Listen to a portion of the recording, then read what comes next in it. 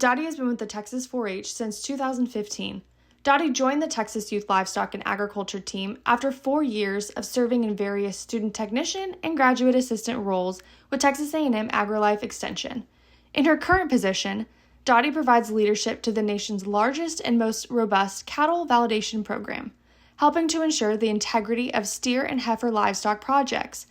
Additionally, Dottie manages the statewide quality assurance and character education curriculum for Texas livestock exhibitors, Quality Counts. This program helps to educate young people on the important role that they have as livestock producers in terms of raising safe, wholesome livestock in an ethical manner to uphold quality standards in animal welfare. Dottie's educational background includes a Bachelor of Science in Animal Science, a Master of Science in Agricultural Leadership, Education and Communications, and a PhD in the same department, all from Texas A&M University. Please help me welcome Dottie to the Ag Chicks podcast. Hey y'all, this is Allie Spears, your host of the Ag Chicks podcast, where I cultivate connections with the women who are helping feed the world.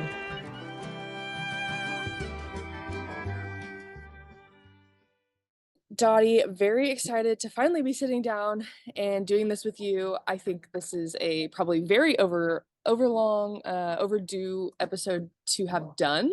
I have thoroughly enjoyed working with you and your team over the past couple of years through some different projects and avenues in both of our full-time roles. And I'm just excited to get to chat with you today. You bet, Allie. I'm excited as well. And it's fun just to see like how far our, I guess if you want to call it relationship or our acquaintanceship, our friendship has come. Because a couple years ago when we first started working together in real life, quote, real life in our real jobs, when I got your phone number, I already had it saved as Allie SFT intern because you were a state fair intern many years ago, and I still had you saved as that. And then it's just fun to see how we've come and now we work together, like I said, in real life on real programs. And it's really fun to see that kind of come full circle and also get to work with somebody like you who really cares about what you're doing and get to work alongside you with our youth programs. Well, thank you. And I couldn't agree more. And I have to admit, back when I was at the state fair, I remember meeting you, obviously, and working with you as you were the superintendent for the contests and stuff that I was helping put on through the state fair, and thinking like, she is so cool. And she has like the coolest job, and she is just like such a well-spoken woman in ag. And so to actually be sitting now on this side and chatting with you in this capacity, but then also getting to work alongside you in some of the different programs that we do has been such a, like you said, kind of fun evolution, if you will, of just time and our roles and all of that kind of stuff. So it's been fun for sure.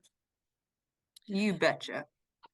Along the lines of kind of your journey and where you started from and kind of where you're going and where you're at and all those different things, let's kind of start from the beginning in terms of where you grew up and kind of how, or if, right, for those of you who don't know Dottie, how you were kind of involved in agriculture and what that looked like kind of growing up for you. Yeah, so kind of like probably most of the people you talk to, grew up in rural Texas, in West Central Texas in Ballinger, where my family has been for many, many years, farming and ranching. So that was just kind of a way of life, like it is for a lot of people, which, just kind of being around it. I have two older brothers who are 10 and 11 years older than me.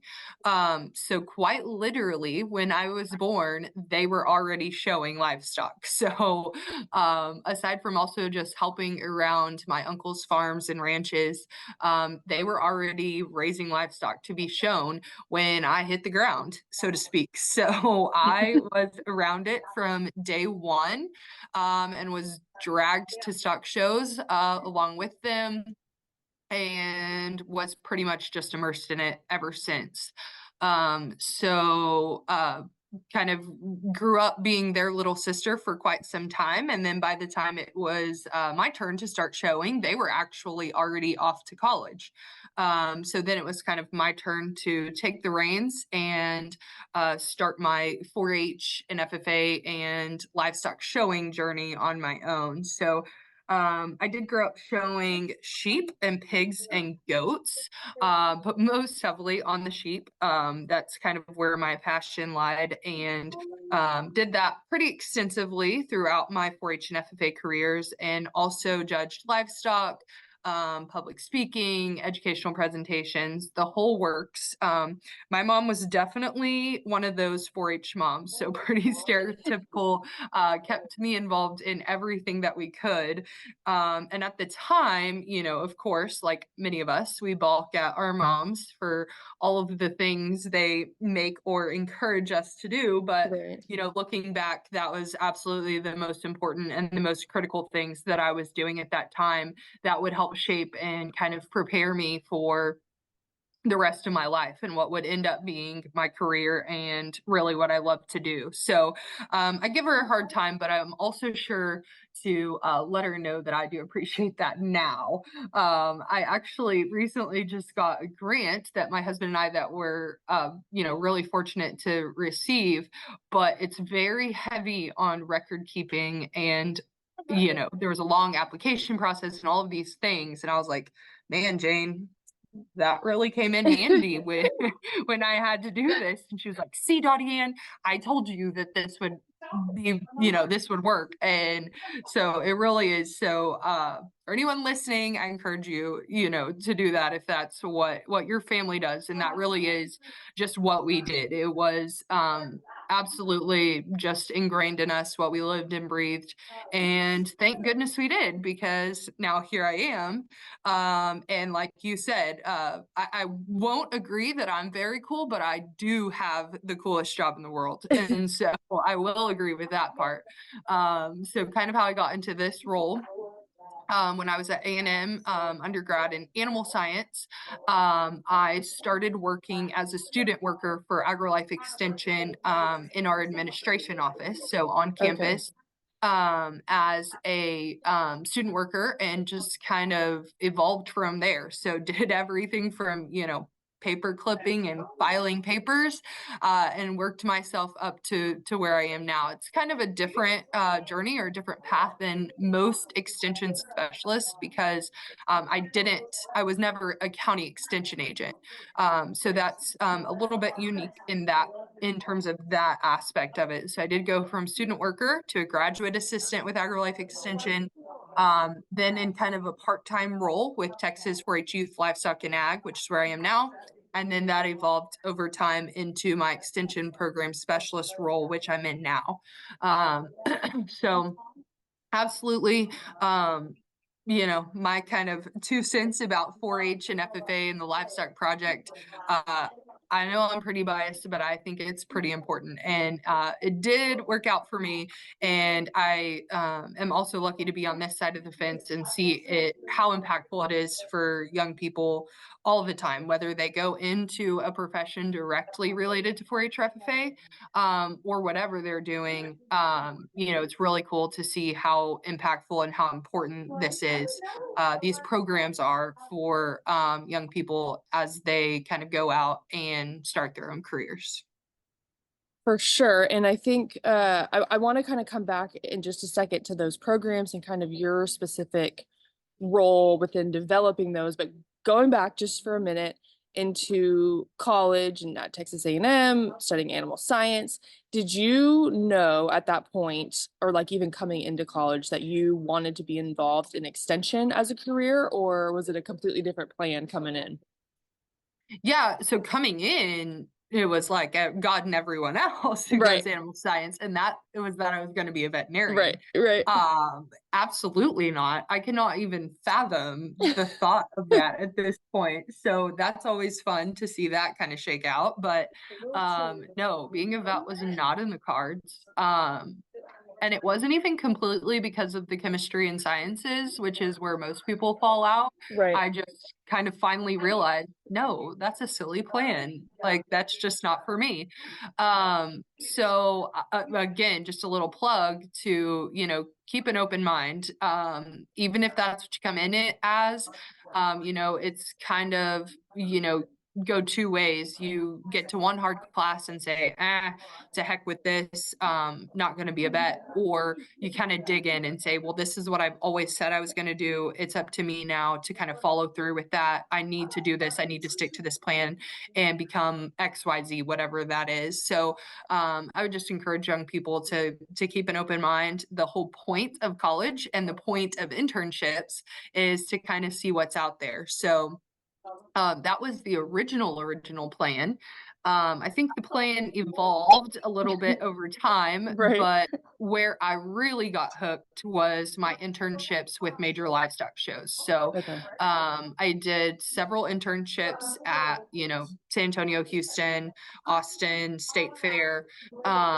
And through those and through my role as a student worker in validation, so even now, fast forward 10 years, I do help to oversee our cattle validation program for Texas. But even back when I was a student worker, I provided assistance for the cattle validation program. So through that, coupled with my internship experiences, I was dead set, new absolute goal was that I was going to run a major livestock show. Right. That was the new plan, to be a livestock director, specifically at San Antonio. Um, and then that evolved again with an internship, and then it was specifically at Houston. So it's kind of funny to look back on that, Allie, and I'm sure you have some similar stories where you were like, this is what it's gonna be. Yep. It's kind of funny, as we talk to young people now, or as I kind of help meet with some college students on and off throughout the year, and they're like, I have no idea. So it's typically like one end of the spectrum or another. You're either Yeah. like, don't have a clue, or this is absolutely what I'm going to do. So it's kind of funny to watch that kind of fizzle over time and shake out exactly where you're supposed to be. And it's neat to watch God work in the people that he puts in your life, the experiences he puts in your life, and kind of see where you end up. And that's exactly what happened with me. So did all of those internships, was working toward, like I said, being a livestock director at a major livestock show. And through that, through wanting to gain more experience, met Dr. Billy Zanolini, started working part-time here, and kind of fell into, or worked my way into, volunteered my way into a whole bunch of work and projects, which turned into a full-time position that he helped to create, so that we could continue to expand, grow, and promote and preserve. I think is one way that I like to think of it, is preserving our youth livestock program here in Texas. We're pretty passionate about that. I'm very passionate about that. And I'll say it again, I have the very best job in the world, because we get to do this and protect this thing that we love and help young people achieve what they want to through it as well. Well, and I think going back just for a second here, first of all, I did not know you wanted to be a livestock director, which is so funny, I think, in the scheme of things, because now you work very closely with all of those livestock directors, Exactly. in your role. And similar, I guess, to me in terms of my internship at the state fair was what, again, I thought I wanted to kind of also be in that role at some point. But for me, had this different effect of, wow, there's a lot of work that goes into this, and I really respect the people that do it, but I don't think that this is the role for me. And I now love I it. work very closely with all of the livestock shows, and doing actually a lot of similar things that I did in that internship that I never thought I would do or never wanted to do again, and now that's kind of Mhm. built in. So I think that's funny, like you mentioned, just kind of the way God's plans work, and even when you think you have it figured out, there's probably another thing coming around the bend for you. But Yeah.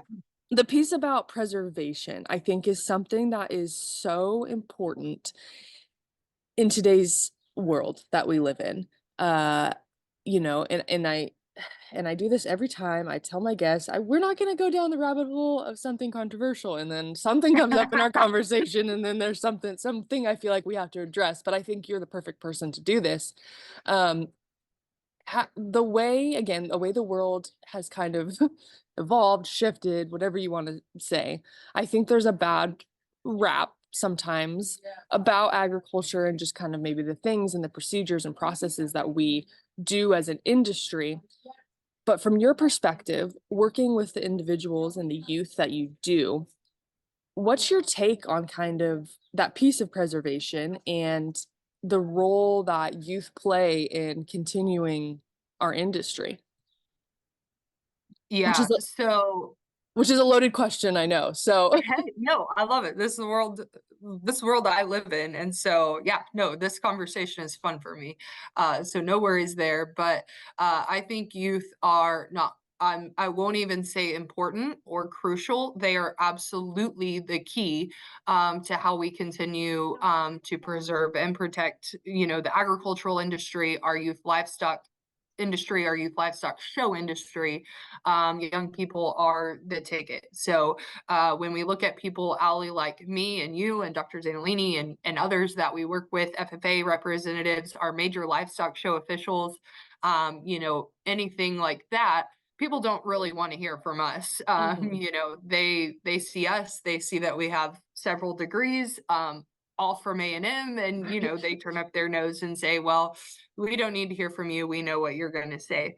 But the real ticket where we see real organic conversations that can really shed light on what we're doing and what we're trying to do and how important agriculture is when it's happening with our young people. So a really cool opportunity that we get to offer through Texas 4-H Youth Livestock and Agriculture. So I'm going to refer to that as TYLA for the sake of time and breath. But one really cool thing we get to offer through TYLA with our young people is our engagements at HEB.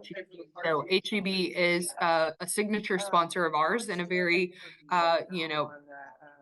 coveted sponsor and partner that we have for many reasons. But one of those is that we get to take our ambassadors into stores, into grocery stores, where they get to actually have conversations with people in the very place that they're thinking about food products. And that's in the store, in the aisle where they're purchasing meat or eggs or dairy or whatever they're getting for their families.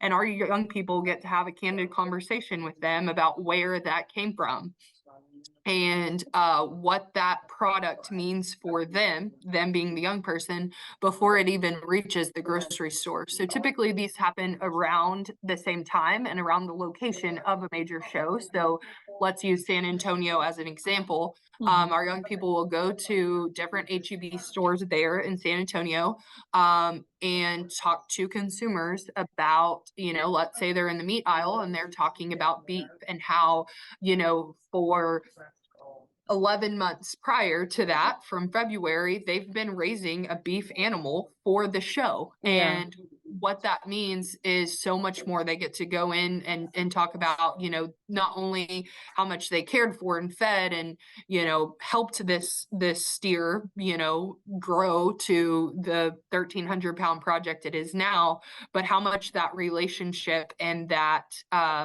the work and the effort and the meat, if you will, of the project, what that meant for them and their future. And so that's a really cool conversation where kids that you could write off as, well, they haven't been through animal science, or they haven't been through these internships, or they haven't done this. We can be quick to write off young people, but what they do have is authenticity, and they have, a spark about them that people want to hear from them, sometimes more than me or you. And then you couple that with a very well-spoken and well-educated young person who's gone through our programs, who's gone through some of your programs, Allie, and they're able to speak to that very clearly and confidently in a grocery store, as well as tie it to a very personal and cool story about them raising a steer. And it becomes a really neat experience there in the grocery store for that. But that's just one way that we can help preserve, educate, protect our ag industry. Another way that we're pretty passionate about here is through validation and quality counts, which are two other programs that I get to work with. You know, we can kind of go down that path, but how we do that really quickly is with our ethics policy. So kind of the thing that I am extremely passionate about and can get us on a soapbox on this is how much I think that our youth livestock program in Texas is not only the best, but we are also very, very blessed in our state to have the resources, the supporters, and basically the main stages being our major livestock shows and our county shows for young people to showcase that. And so something that our office takes very seriously is our ethics policy and making sure that we help to maintain a safe, fair, and enjoyable environment for young people to compete in that setting to gain those life skills that we know that come from raising and showing livestock. Exactly. And those are really the fundamental experiences that these youth are having in order to help make the decision of, I want to come back and be a part of this industry, or agriculture is not for me and I'm doing something completely different. So those things may sound like common sense, I feel like maybe sometimes, in terms of like, well, of course you would want to be ethical, but really the amount of level of, you know, effort and passion that your team puts into making sure that that is well represented at the Texas majors and just kind of even woven into all of the programs that occur is so important, because it really does all come down to, like you kind of mentioned in the very beginning, of youth is the key to the industry continuing at a rate and a level in intensity that is something that we can all be proud of. And so I think your guys' role in your very small but powerful team is so crucial to just kind of the whole bigger picture of not only developing youth, but developing leaders. Yeah, Allie, and you said something that I want to touch on, and that's that, you know, and I think it was really, you nailed it when you said you did an internship and learned that it wasn't what you wanted to do, Right. which is, again, like, that's the point of an internship. You don't Exactly. have to do it because you want to do, you know, you think you want to do that, but you're doing it to learn if that's really what you want to do.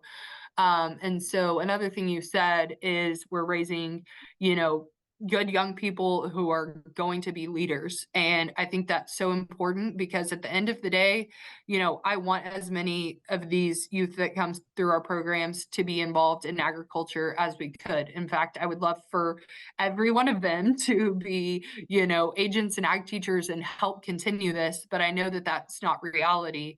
And, at the end of the day, when we really get down to it, I really don't care, because whether they end up being a dentist or a lawyer or you name it, a teacher, just a parent raising the next generation of good, level-headed leaders. I want them to remember the things that they learned through this program and take with them the tidbits they gained along the way about agriculture and how important it is. Because no matter where you are, if you're on a plane, you're in a dentist chair, you're, you know, at school, at a meeting, whatever it is, you have an opportunity to talk about agriculture and to talk about, you know, where our food comes from, or to help, you know, tamp down myths or whatever's going on. So really, you know, as selfish as we want to be and say, everybody be an agent or ag teacher and help us continue good things, that really isn't the point. The point is for us to get this out there. So go be whatever you want to be, but be sure that you are taking the ethical things that you've learned along the way, being good leaders, and then help us talk about agriculture and livestock. Yeah, that's such an excellent point. And I think oftentimes we get stuck, even myself, in our own kind of echo chamber of we're great in agriculture and we do everything properly and all the kind of just general type of ideas that we sometimes have about ourselves being individuals involved in agriculture. But I think that that is just exactly what you mentioned. It's great and important to have those individuals return to the industry, but even more powerful to go out and be advocates in roles that are complementary to other people's daily lives that we don't even think about as being connected. And so that's a fantastic point, and one that I need to remind myself of sometimes as well. Don't we all?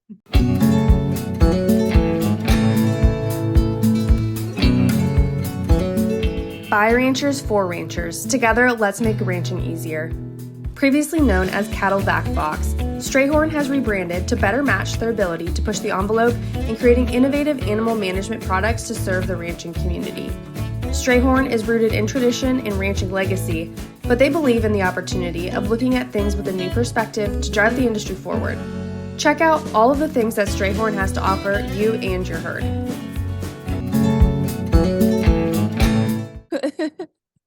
But Dottie, I mean, we kind of just covered a lot of ground in terms of all of the different things that you do in terms of your job and kind of your role at CYLA. And you mentioned your title, but what like kind of, you know, big shot, because you guys do so much and it's kind of one of those roles similar to my own, I would say, to where it's constantly evolving, to where you guys have a creative idea about how to implement something or how to improve something, and then you have the ability, obviously pending resources, to kind of implement these new programs and grow things that you guys already have and improve upon them. And so I would assume, right, this is very a big assumption of me, but that's probably something that you enjoy about your role, and the fact that there is that opportunity to grow. Would that be an accurate statement? Yeah, you bet. I think it's minute by minute, Allie, Yeah, on yeah, that one. So 100%. 1 minute we love the fact that we have the ability and the flexibility and the team to make that happen. And then sometimes in the next breath we're like, oh my goodness, how are we going to do another Right. program? Right. The 3 months of summer less that we have to do it in. But yes, no, you nailed it. We're happy to do it because we know it's important. But it can be a lot, but we know that we have the folks in the team to make that happen. And then we also get to partner with pretty cool people like you to help expand those as well. So yeah, we get to do some pretty neat things. But pretty much what we do kind of falls into three categories ish. So one I'll start with is quality counts, which is our our required curriculum for all major livestock show exhibitors. So if you enter a major livestock show, you have to be quality counts verified. That curriculum focuses on quality assurance. So that's talking about the actual meat animal product that a young person's producing through the livestock project. And character development. So that's talking about the actual the growing and the learning of the young people. So we touch on a wide range of topics in quality counts, everything from administering medication and following withdrawal times to performance enhancing drugs and ethics related to that, down to leadership and citizenship and the things that we want young people to take forward from the project. So that's one area.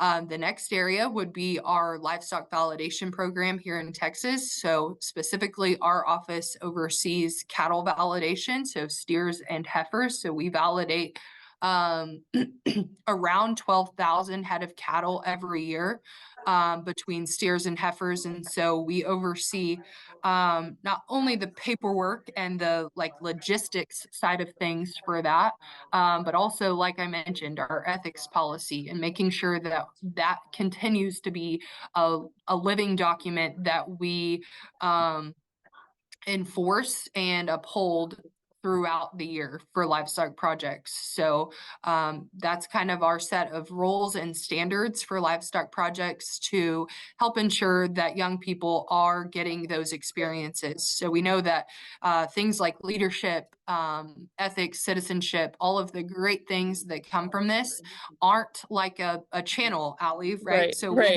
when a judge shakes the hand of the grand champion lamb at Houston, the judge isn't transferring via the handshake livestock leadership, ethics, citizenship. It doesn't come like that. Man, it would be easy if it did, though, right? Dang it. Yeah, that'd be nice. It comes from the months of preparation for that and the skills and lessons that youth have along the way. So we want to preserve and protect that and make sure that the young person's the one getting that and not other third parties that could have a different, be in it for other reasons than what we hope to achieve. And then kind of the third aspect that we focus on is youth leadership programs. So this is where we get to work with you, Allie, in our different programs, ranging from our newest, which is our Norman Borlaug Youth and Ag program, to our older programs, such as our livestock and equine ambassador programs, and our more recent poultry ambassador program, and some of the other things that we get to do with youth across the state throughout the year. Right. Yes, you guys, man, there's no off season for you guys, is there? Zero off season. There used to be little slivers of time, and we filled those with Borlaug. So yes. And that program, I mean, obviously everything that you guys do is important, has value in its own right of how it all kind of fits into the bigger picture of things. But I think the Norman Borlaug program specifically, not that it's any better than any of the other programs, but I think it's a unique program in the fact that the emphasis through that has really been to involve non-agriculture youth and students into kind of the conversation, which I think is such a unique opportunity for those individuals, but also the youth who are involved in agriculture, to kind of going back to what you said about being able to have those conversations with people who maybe don't have the same views or thoughts or opinions, learning how to do that in a small group setting where they're also learning something together that maybe neither one of them have experienced before. So I think that's such a unique program all in itself, in what you guys have built through that. Yeah, we did too, and it's kind of been invigorating, I don't know, energizing. So it's one of those things, like you mentioned, where we had the flexibility to think big and think outside the box on how we could really expand what we're doing into parts of Texas and beyond that could really benefit from it. So credit for the idea, of course, goes to Dr. Billy Zanolini, who I get to work closely with.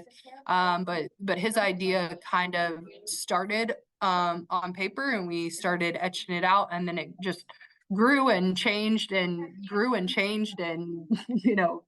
eraser and backspace and everything, and we kind of landed where we are now, and we're still changing it. After every session we change something to get better, but where we are now is a really unique program, something that we've never done before, and something that we haven't found to be done anywhere else in the United States so far. And that's bringing together half of our cohort is from Harris County schools, so in and around Houston, and then the other half of our cohort is from all across Texas. That's represented by our 4-H state leadership positions. So things like our ambassador programs, state 4-H council, we have a photography ambassador, we have water ambassadors. They represent all of the different state level leadership opportunities we have, and we bring those two sets of young people together and put them on teams to help solve big problems we have in agriculture. These big problems, of course, are ones that are impacting rural and urban settings in our state. So things like water insecurity, food insecurity, and then urban sprawl, which of course results in land fragmentation and reduction of farm and ranch land. So we've identified these topics that are what we call wicked problems, and we ask our young people to work together in groups, like I said, representing rural and urban Texans, to come together to create solutions to these problems on how we can get closer to finding ways that we can collaborate and compensate and kind of get to a middle ground on where both parties can benefit and move forward. So like you said, it's been a really unique opportunity for us to work with different types of people and then expose our more rural traditional 4-H youth to those different backgrounds and different perspectives as well, to get an understanding of how it's going to be when they go out in the real world and do have to work with folks of different ideas and different ways of thinking to come to middle ground to make things happen. For sure. And I think the way to move the needle forward is to have those conversations with those individuals who are not like us or who do not maybe come from the same experiences that we have in agriculture. And so I think that program is not only solving wicked problems, but doing big things for kind of the future of youth and agriculture and just not to sound cheesy, but the world in terms of just kind of moving that needle forward and continuing to have those enlightening experiences for individuals who maybe wouldn't be able to do that in other capacities. Yeah, thanks. We think so too. And then kind of as we're wrapping up our time here together, because I just looked up and holy cow, we've been covering some major ground here. I've been blabbing. How about that?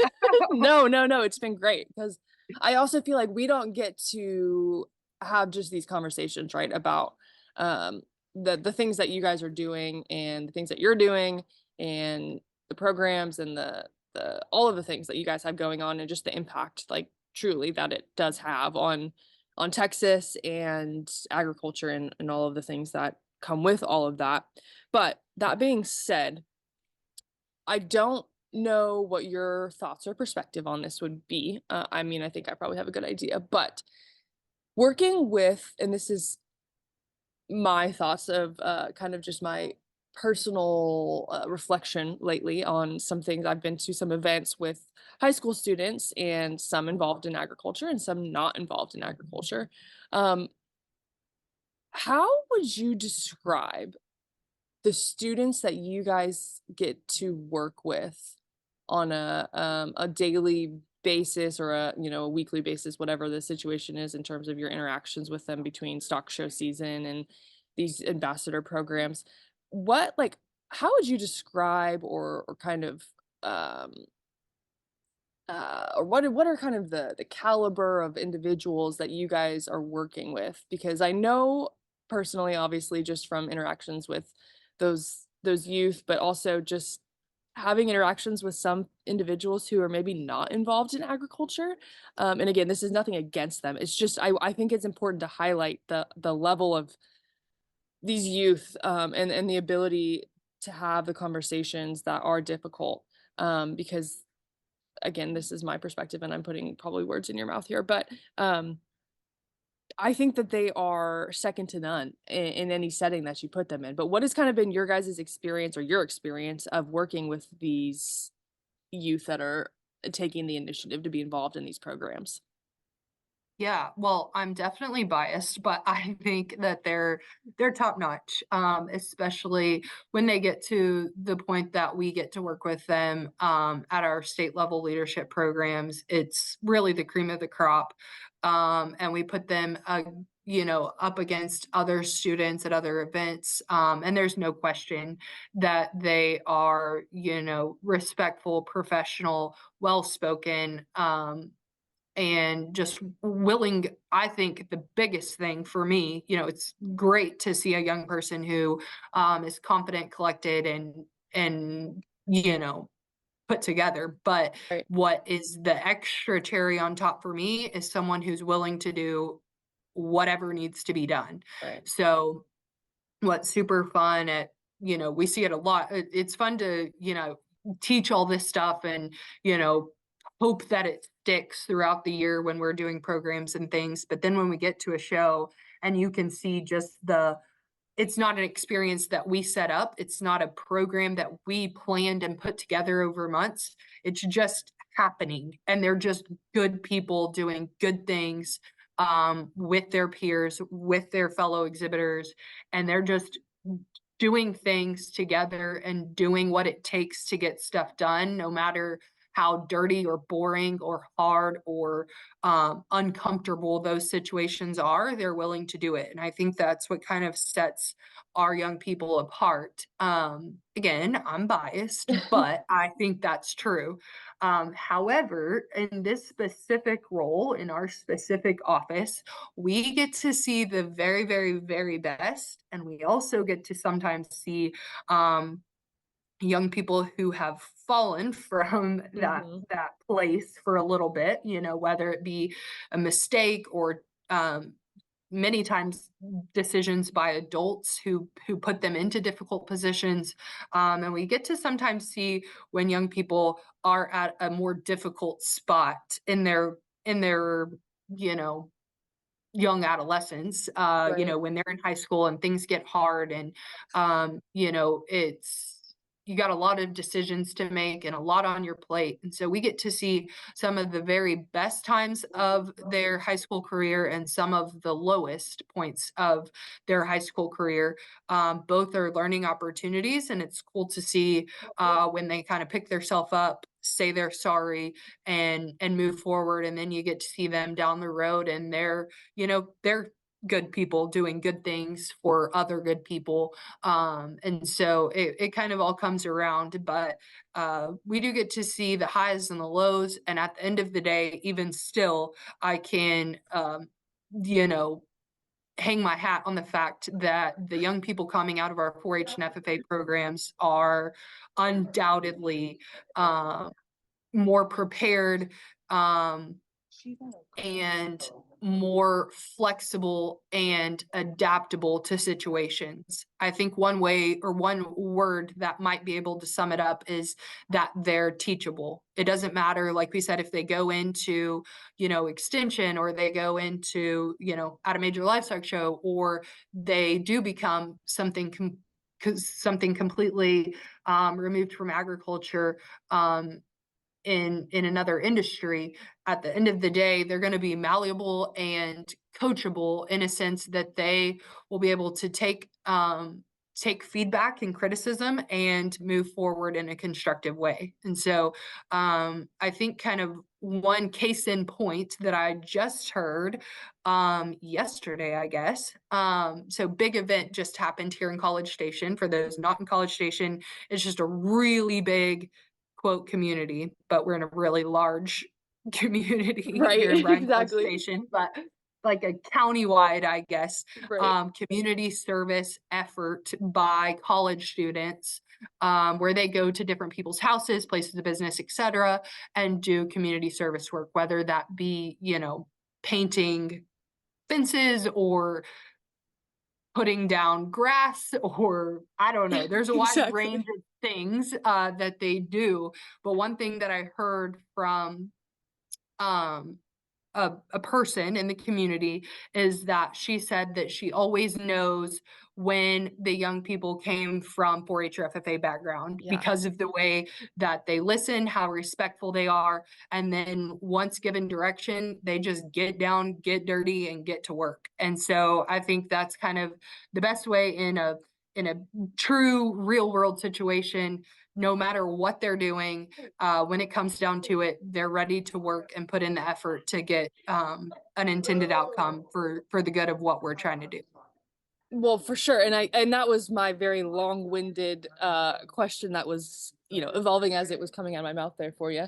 But that was kind of the point I was trying to allude to in terms of these kids are just built different. And I think the fact that they have those characteristics at such a young age really does serve them in whatever capacity or whatever avenue they decide to go down within their lives, because they have just this, I don't know, they're just different, and not in a better way or anything like that. They're just different in the fact that they have, just like you mentioned, they're teachable, they understand hard work, and there's just skills that you can't teach.